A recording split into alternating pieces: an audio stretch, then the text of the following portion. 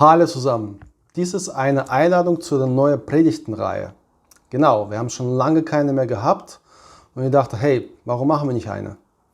Und ich wollte euch erzählen, worum es genau in dieser Predigtenreihe gehen wird.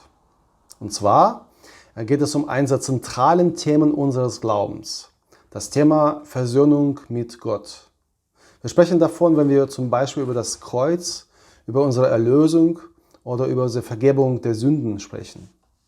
Aber was genau meinen wir, wenn wir über das Werk des Kreuzes sprechen? Was bedeutet diese Versöhnung für uns? Was bedeutet für unsere Sünden? Und was ist eigentlich das Problem, welches Jesus am Kreuz löst? Ich glaube, wir haben alle vor unserer Taufe mehr oder weniger mit diesen Themen uns bereits auseinandergesetzt. Aber ich glaube, je länger wir im Glauben leben, werden diese Fragen nicht weniger, sondern mehr, weil sie an Relevanz mit unserem Leben gewinnen. Und auf meiner eigenen Entdeckungsreise habe ich viele wertvolle Inhalte zu diesem Thema gefunden. Und das sind wahre Schätze, die meine eigene Beziehung mit Gott erneuert haben und meine Sichtweisen bereichert haben. Und deswegen möchte ich sehr gerne das mit euch teilen, was ich so in den letzten Jahren dazu rausgefunden habe und mit euch da ins Gespräch gehen. Und zwar, der Titel dieser Reihe wird sein, die Bedeutungen des Kreuzes. In dieser Reihe werden wir uns die biblischen Lehren und deren Hintergründe anschauen, die durch die Geschichte hindurch zu diesem Thema entstanden sind und die unser heutiges Verständnis geprägt haben.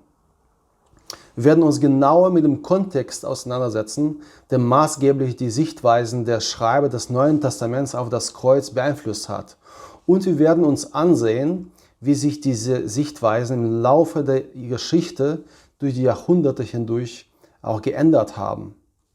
Und wir werden die Lehren über das Kreuz kritisch betrachten, denn sie weisen zum Teil gegensätzliche Perspektiven auf, obwohl sie alle auf der Grundlage der Bibel gemacht wurden.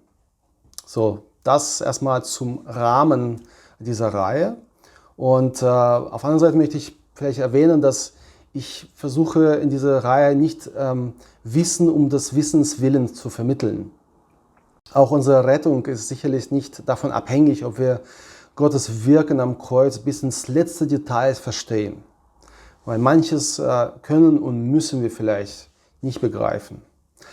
Auf der anderen Seite kann ein tieferes Verständnis über das Kreuz und die damit verbundenen Zusammenhänge uns innerlich befreien und unser Glauben auch aufblühen lassen.